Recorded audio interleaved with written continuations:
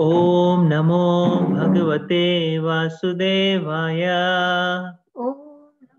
ओम नमो भगवते वासुदेवाय। ओम नमो भगवते वासुदेवाय। ओम नमो भगवते वासुदेवाय। नमो भगवते वासुदेवाय। ओम नमो भगवते वासुदेवाय।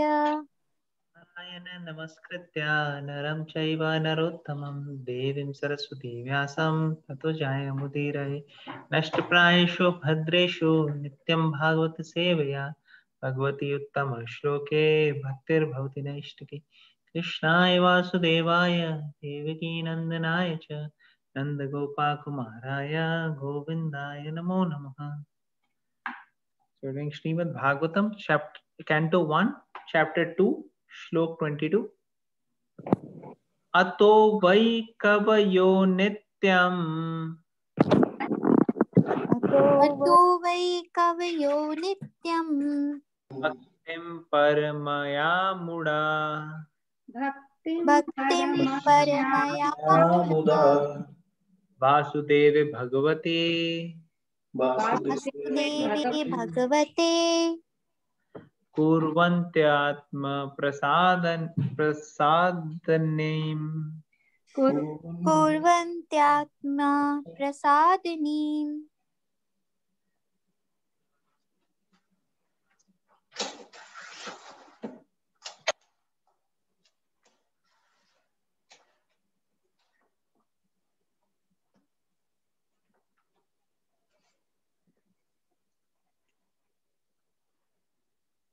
Certainly, therefore, since time immemorial, all transcendentalists have been rendering devotional service to Lord Krishna, the personality of Godhead, with great delight because such devotional service is enlivening to the self. Purport. The speciality of devotional service unto the personality of Godhead, Lord Sri Krishna, is specifically mentioned herein.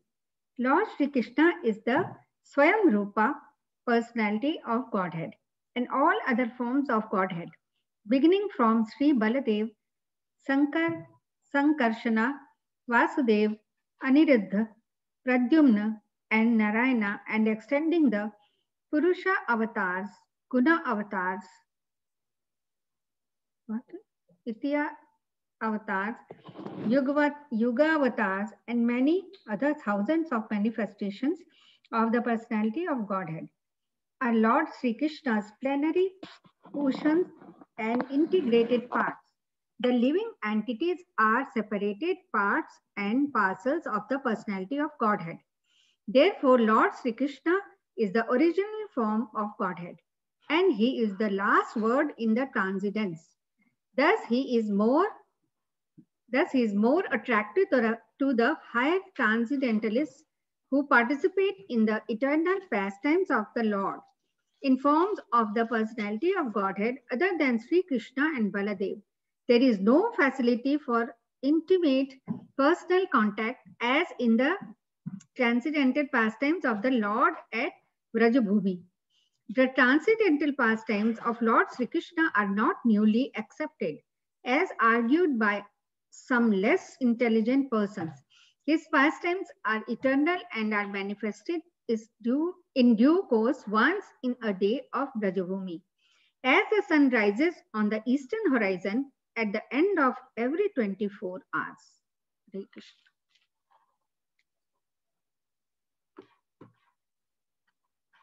Hare Krishna. So anybody would like to summarize this?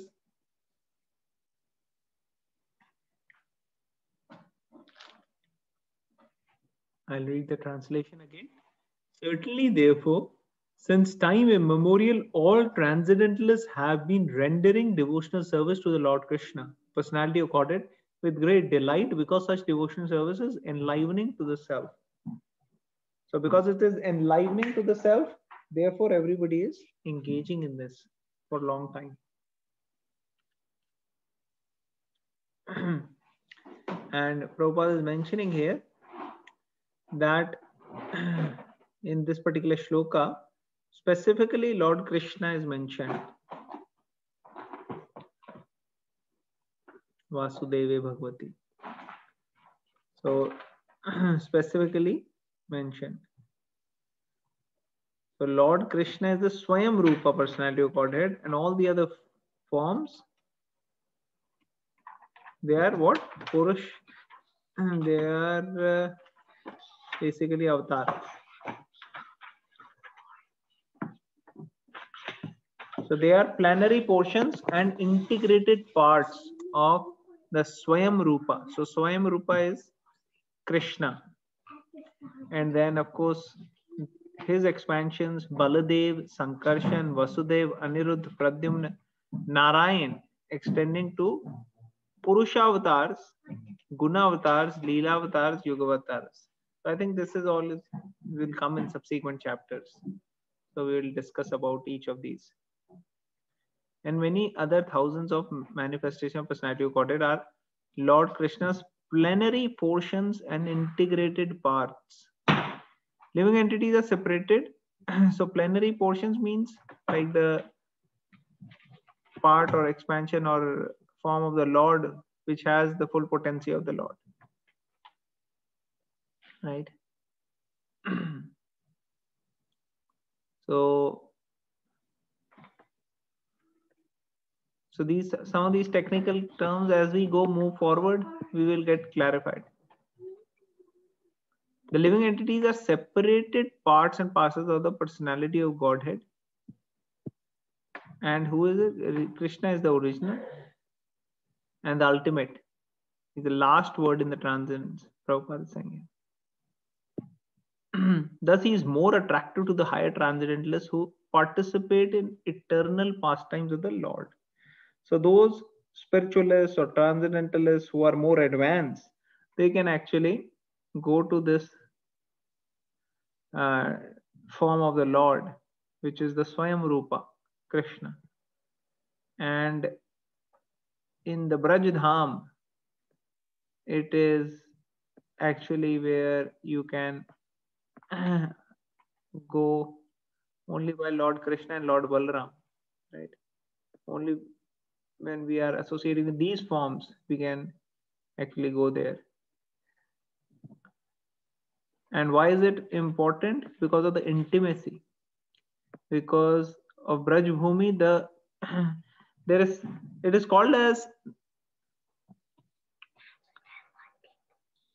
Braj Dham or Vrindavan Dham is Madhurya Dham. Madhurya Dham means Krishna is the lover.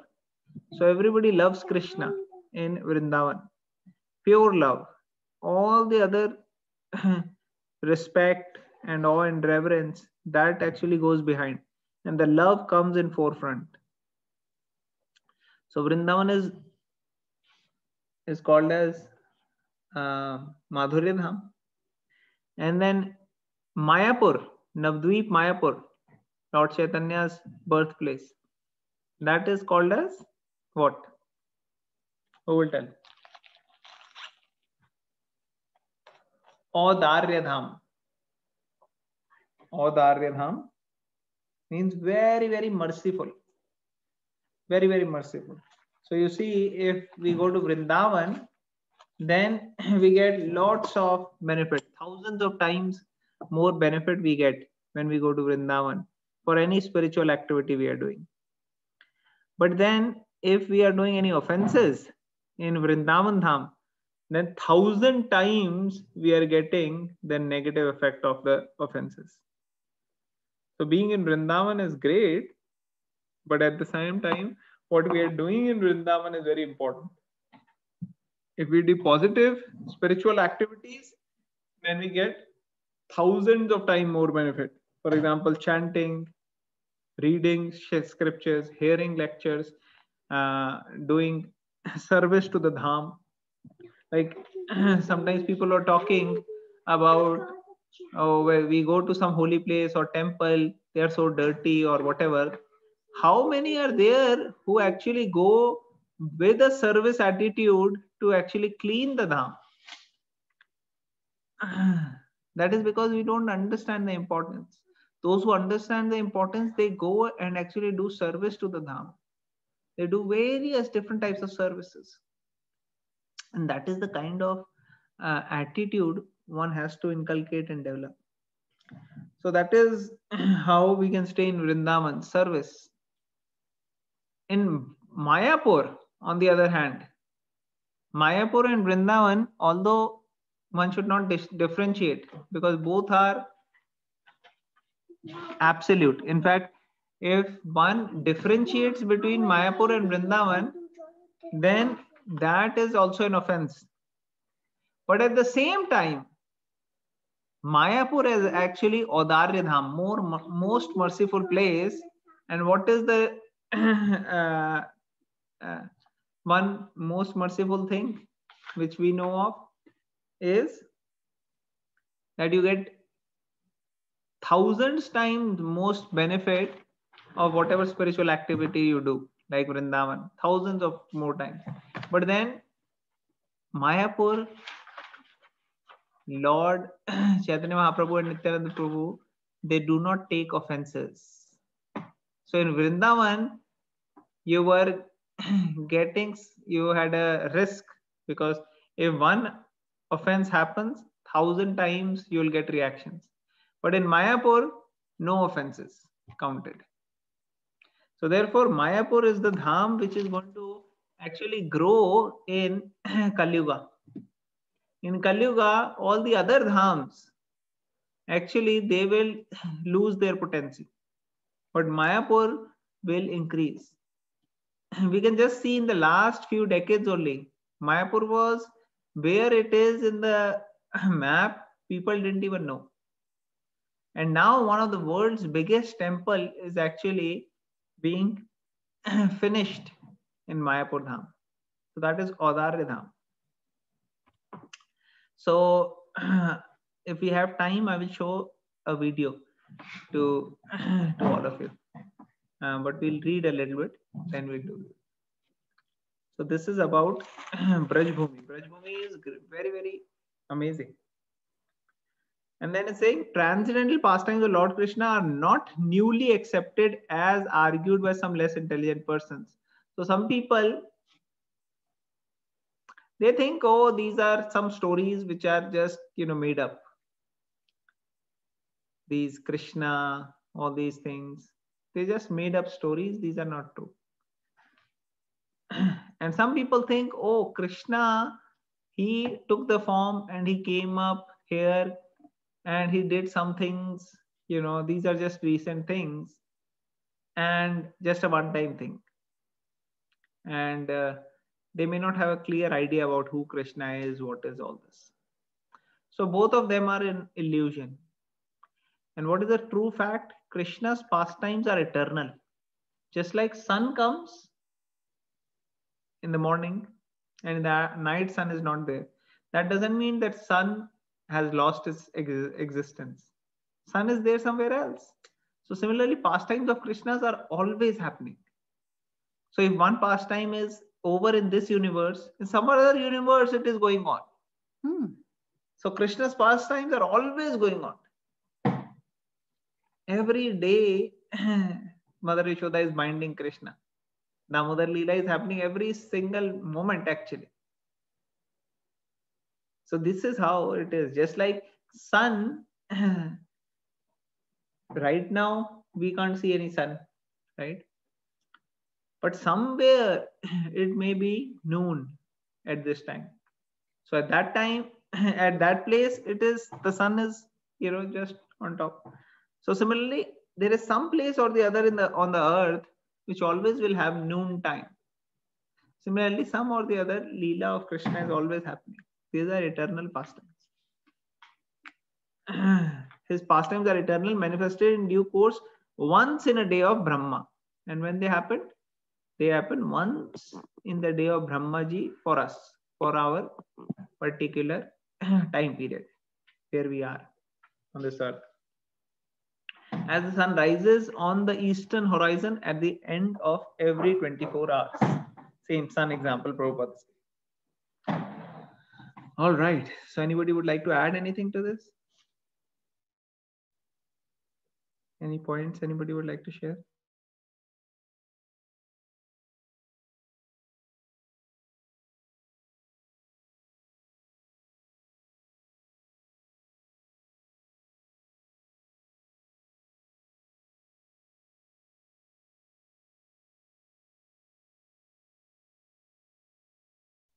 We'll go to the next shloka then. 1 to 23. Hare Krishna Prabhuji.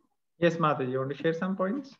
No, I wanted to ask, is it, I think Amog Leela Prabhu shared in his lecture that Chaitanya Mahaprabhu comes only once in Brahma's day. Is this how it is? Yes, Mataji. So whatever Dwapar Yuga Krishna comes in, just after Krishna, same time period, in the same cycle, the Dwapar Yuga, which precedes the Kali Yuga, like for example, this particular Dwapar Yuga which went, Krishna personally came, and this Kali Yuga where we are, Lord Chaitanya Mahaprabhu came. So in other Kali Yugas or other Dwapar Yuga, some other Yuga avatar comes. Krishna doesn't come and Lord Chaitanya Mahaprabhu doesn't come. So every Yuga some avatar comes, but Krishna personally, Swayam avatar has come in this particular Dwapar Yuga, which recently went. And now in this Kali Yuga in which we are, Lord Chaitanya Mahaprabhu came, who is again Krishna himself. Otherwise, some other Yuga avatar comes. So Prabhuji, then the other Kali Yugas will be even darker than this one, with the absence of Chaitanya Mahaprabhu and the knowledge of Bhagavad Gita. So therefore, it is best that we speed up our speed in which we are progressing towards Krishna, so that this Kali Yuga only we can go back. We don't have to wait for next Kali Yuga. Right? Yes, Prabhuji. It would be very dangerous if we wait. Like in one lecture, Prabhuji was saying, right? अभी कुछ जन्म हम श्रद्धा में बिताएंगे, कुछ जन्म साधु संगा में बिताएंगे, कुछ जन्म भजन क्रिया में बिताएंगे, right? That few lifetimes we'll spend in each of these stages. Then we will somehow, some lifetime we'll come to prema. So that's going to be a very dangerous affair. Am I right? Yes, Prabhuji, I remember he said that. Yes. Okay, nice one. All right. So we'll go to the next shloka.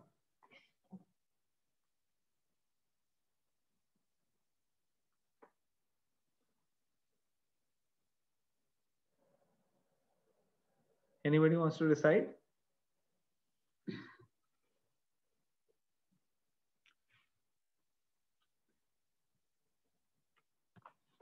Okay, I'll try. Sattvam rajas tam iti prakritir gunaster. Sattvam Rajastam iti prakirtirgunaste. Yukta para purusha eka ihasya datte. Yukta para purusha ek ihasya datte. Ityadhyaye hari virinchi hareti samna.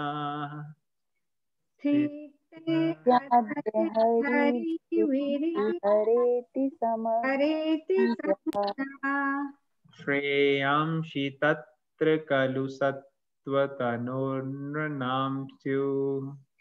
Shreyanshi tatra khalu sattva tanurnirnam syu.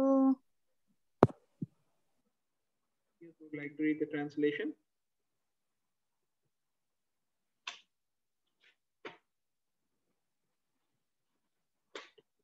Okay, I'll read. The transcendental personality of Godhead is indirectly associated with the three modes of material nature, namely passion, goodness, and ignorance. And just for the material world's creation, maintenance, and destruction, he accepts the three qualitative forms of Brahma, Vishnu, and Shiva. Of these three, all human beings can derive ultimate benefit from Vishnu, the form of quality of goodness. All right. So the Supreme Lord is transcendental, which means he is not under the control of these three modes, but he indirectly associates with these three modes, and due to this association, what happens?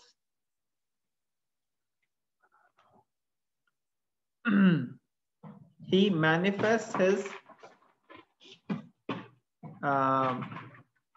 his will of creation, maintenance, and destruction.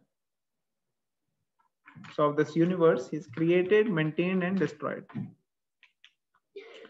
So he does that by taking qualitative forms of Brahma, Vishnu, and Shiva. So qualitative forms means they are also called as actually avatars. So sometimes somebody asks, oh, Brahma ji, is he an incarnation of or avatar of Vishnu? Shiva, is he avatar of Vishnu? Actually, depends on which avatar they are talking about. If they are talking about Guna avatar, then yes, they are Guna avatars. Brahma, Vishnu, Shiva, they are Guna avatars. Guna avatar means those modes of material nature, right? Passion, goodness, and ignorance. So like that. Or a Jiva can be Shakti-avesh avatar, like Jesus Christ. Somebody asked a question, right? Jesus Christ, who is he? So that could be a Shakti-avesh avatar, where for a particular purpose, Krishna manifests his potency. Like Prabhupada, Srila Prabhupada is Shakti-avesh avatar. Shakti-avesh avatar means a Jiva is given the potency. Right? So from that perspective, they are avatars. But they are not same as Lord Vishnu. They are not Vishnu Tattvas. So that is different. Okay, who will read the purport here? Any volunteers who would like to read the purport? Prabhuji, I can read. Yes, ma'am. The Lord Sri Krishna, by his plenary parts, should be rendered devotional service as explained above, is confirmed by this statement. Lord Sri Krishna and all his plenary parts are Vishnu Tattva, or the Lordship of Godhead. From Sri Krishna, the next manifestation is Baldev. From Baldev is Sankarshan. From Sankarshan is Narayan. From Narayan, there is a second Sankarshan. And from this Sankarshan, the Vishnu Purusha Avtaras. The Vishnu, or the deity of the quality of goodness in the material world, is the Purusha Avtara, known as Shirodakshaya Vishnu or Paramatma. Brahma is the deity of Rajas and Shiva of ignorance. They are the three departmental heads of the three qualities of this material world. Creation is made possible by Brahma's quality of passion and his endeavor. It is maintained by the goodness of Vishnu, and when it requires to be destroyed, Lord Shiva does it by the Tandav Nritya. The materialists and the foolish human beings worship Brahma and Shiva respectively, but the pure transcendentalists worship the form of goodness Vishnu in his various forms. Vishnu is manifested by his millions and billions of integrated forms and separated forms. The integrated forms are called Godhead, and the separated forms are called the living entities or the Jivas. Should I keep going, Prabhuji? Unless you want to explain, Mataji, something. I can keep going, Prabhuji, but it's a little complicated. That's why I thought maybe you would. Yes, we can stop and discuss a little bit. So you want to share what you understood so far? Yes, Prabhuji. So Prabhupada, so in the translation, it was said that Krishna is manifesting in these three forms, which associate with the three modes of material nature, and Vishnu is in the mode of, or represents the mode of goodness. Brahmaji and performs the task of maintenance of creation.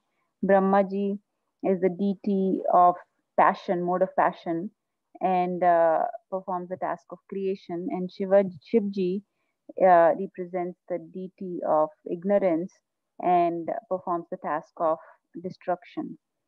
Of these three, um, one should worship, Prabhupada is saying, Vishnu, which is the deity of the quality of goodness. And actually, what Prabhupada is saying is the pure transcendentalists worship the form of goodness, which is Vishnu. So he's not mentioning in the sense of recommendation, but Right. he's mentioning based upon our, how our nature is. We will be attracted towards that. And then materialists, they will worship Brahmaji. And the foolish human beings worship Lord Shiva. That is how at least is being written. That we see the example of how Ravan, for example, Kumbhakaran, they were worshipping Lord Shiva to get powers. Bhasmasur, all these examples we can see. They are, foolishly looking for material desires to be fulfilled. Sorry to interrupt. Yeah, please continue. So yes, so basically they are worshipping them for some material gains, and as we understand, Brahmaji will fulfill, like Hiranyakashipu worshipped Lord Brahma, performed severe austerities to please Lord Brahma and got the boons from him. Ravana worshipped Lord Shiva, and so their Shivji we understand is is very merciful. So that's why it said here that foolish people approach him, because even ignorant, he'll grant boons to the, like the Bhoot Pishach, and he'll take them under his shelter.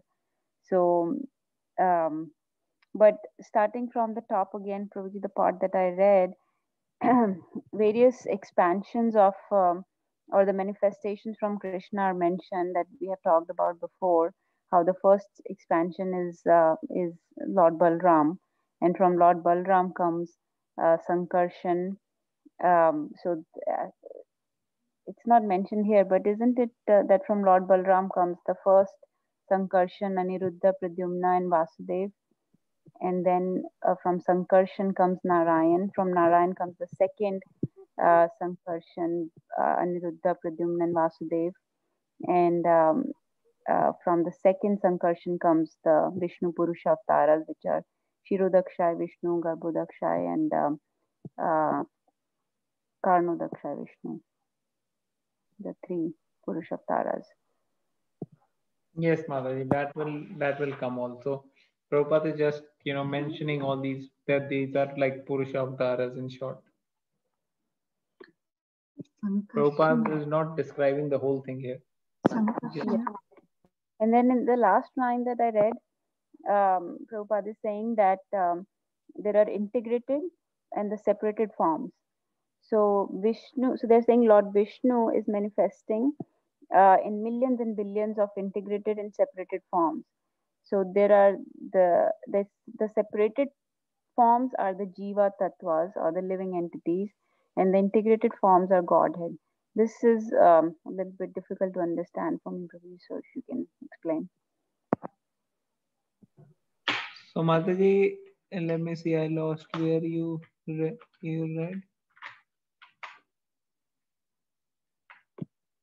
Is it above this? Above this. Yes, Vishnu is manifested by his millions and billions of integrated forms and separated forms. The integrated forms are called the Godhead, and the separated forms are called the living entities or the Jivas. So what is the question? Okay, let's read a little bit more. Both the Jiva and the Godhead have their original spiritual forms.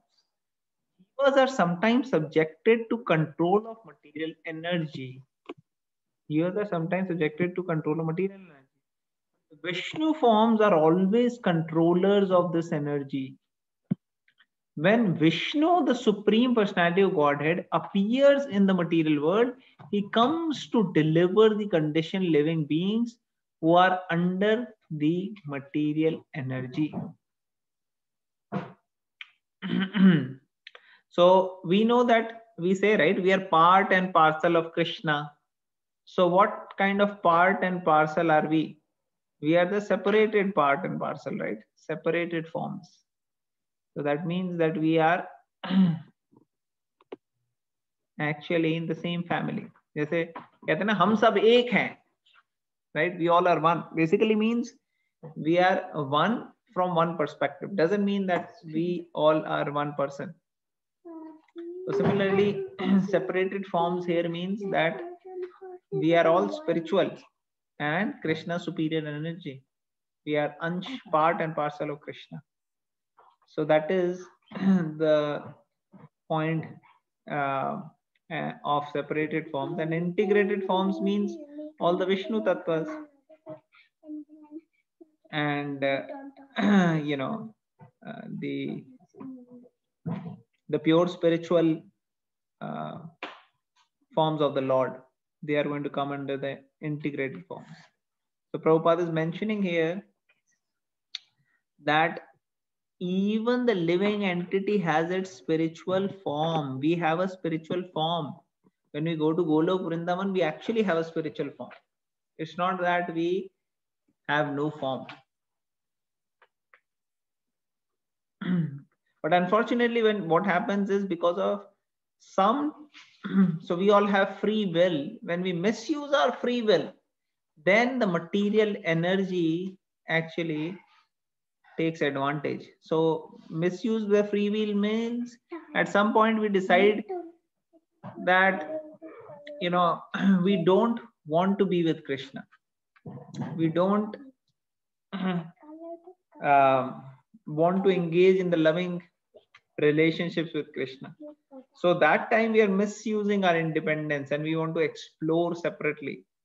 That is when Maya, material energy, actually controls us, attacks us. And that is when we are suffering in this material world. And if we don't have this mentality, then we won't have to suffer. Then we won't be under the material energy. We won't be influenced by it. We'll be under the superior energy. So that is the problem with jivas. Sometimes they will fall down. That is why it is also called as marginal energy. Marginal means sometimes spiritual, sometimes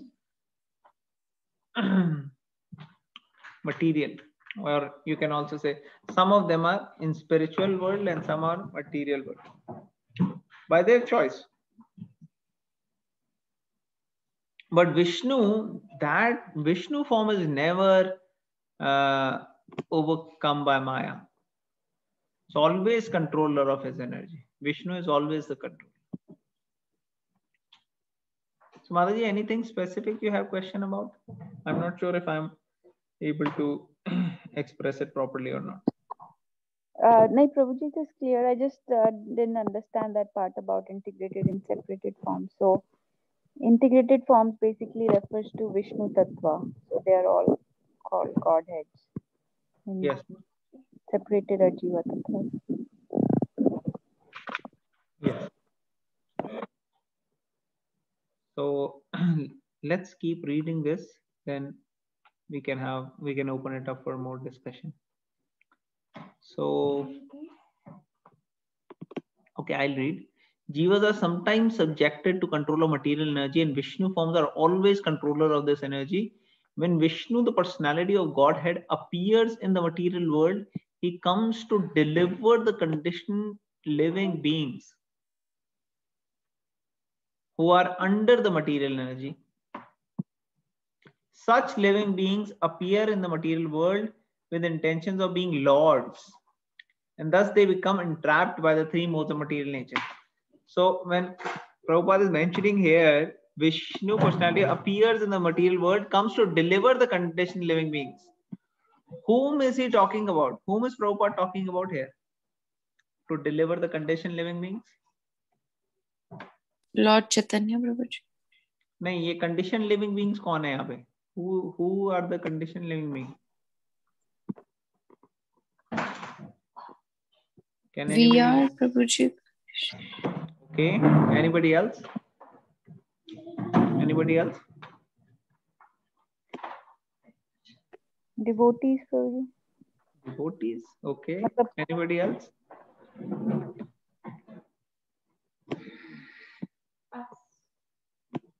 Us. Okay. Anybody else? Us. Huh? Ketki Mata is saying something where we can't hear. Us. Yes, like us. Yeah, human beings. Okay. All right. So let's read this again, and then you all pay attention and tell me whom is he talking about. When Vishnu, the personality of Godhead, appears in the material world, he comes to deliver the conditioned living beings who are under the material energy. Such living beings appear in the material world with intentions of being lords, and thus they become entrapped by the three modes of material nature. As such, the living entities have to change their material coverings from undergoing different terms of imprisonment. The prison house of the material world is created by Brahma under instruction of the personality of God. And at the conclusion of a kalpa, the whole thing is destroyed by Shiva. But as far as maintenance of the prison house is concerned, it is done by Vishnu. As much as the state prison house is maintained by the state.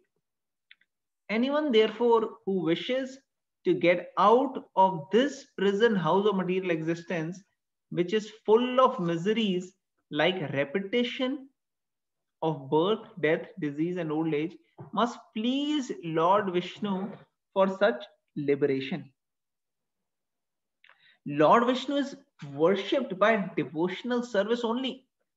And if anyone has to continue prison life in the material world, he may ask for relative facilities for temporary relief from the different demigods, like Shiva, Brahma, Indra, and Varuna. No demigod, however, can release the imprisoned living being from the conditioned life of material existence. This can be done only by Vishnu. Therefore, the ultimate benefit may be derived from the Vishnu, the personality of Godhead. Okay. So basically, when Prabhupada is saying, he's talking about those who are conditioned living entities, like the when Krishna is appearing, he's actually killing the demons, right? So he is liberating them because they are trying to be lords. And in general, living entities, they have a tendency to be under the influence of the material covering. Just like in the prison house, one is under the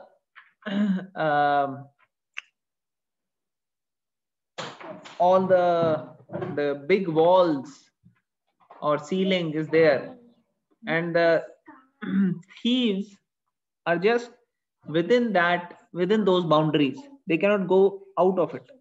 Similarly, living entities who are conditioned, they are actually covered by the material coverings, cannot go out of it. So this prison house is created actually by Lord Brahma. He is the secondary creator.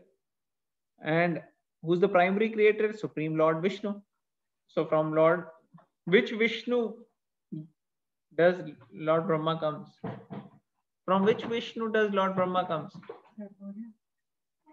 Garbhodaksha Vishnu. Yes. So from Garbhodaksha Vishnu is coming, right? He's saying, and at the conclusion of the kalpa. So what is a kalpa?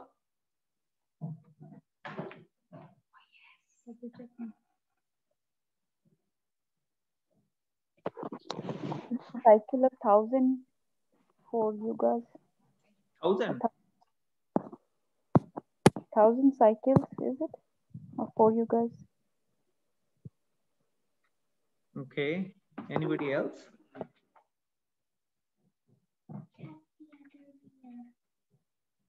So 1,000 yugas is equal to 1 day of Brahma, right?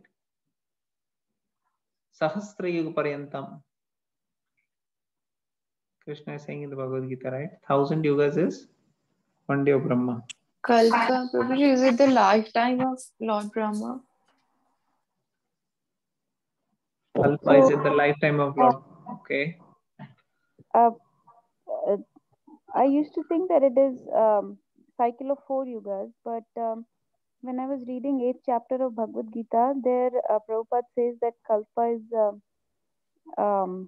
equal to Brahma, 1 day of Brahma, which is 1000. Oh, is it? Okay, I'll have to refresh that. Let me check. One second. Thank you, Natasha Mazli. Okay, so at the end of the Kalpa, which means that after the end of the day of Brahma, they are talking about at that time, the whole thing is destroyed by Lord Shiva. But as far as maintenance of the prison house is concerned, it is done by Vishnu, as much as a straight prison house is maintained by the state. So when 1 day of Lord Brahma is getting over, all the lower planetary systems, all the middle planetary systems, and many of the higher planetary systems are actually getting destroyed. But the Brahma Loka, the highest planets, they are not getting destroyed. So this is what is happening at the end. But when Lord Brahma's 100 years are over, then everything, that is Mahapralaya. When Mahapralaya comes, then everything gets destroyed in the material universe.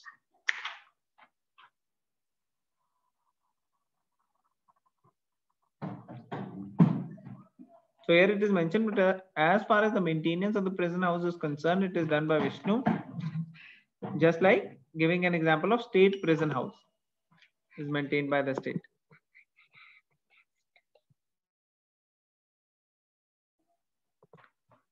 So anyone therefore who wishes to get out of the prison house of the material existence, which is full of misery like repeated birth and death, old age, must please Lord Vishnu for such liberation.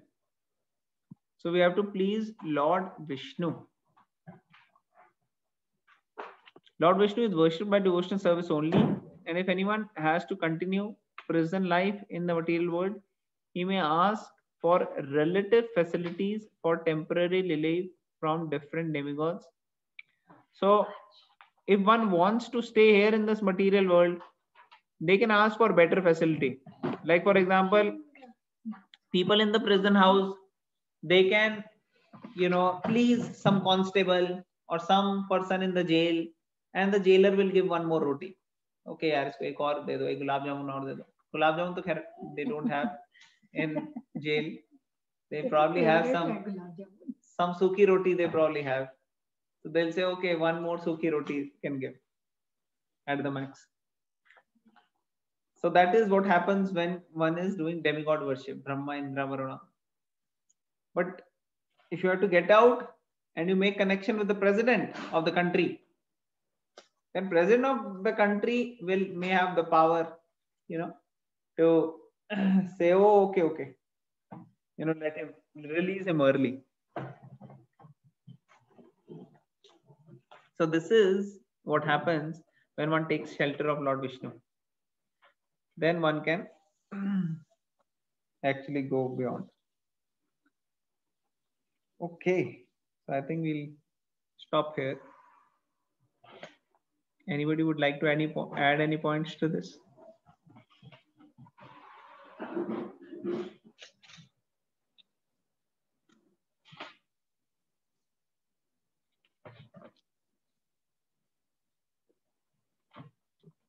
So everything is clear in this shloka?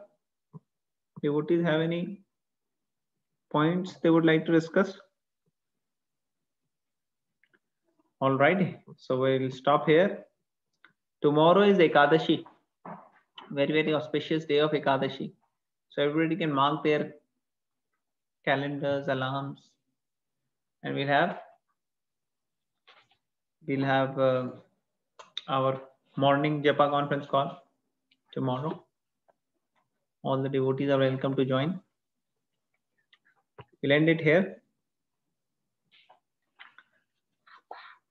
Srimad Bhagavatam ki Jai. Srila Prabhupada ki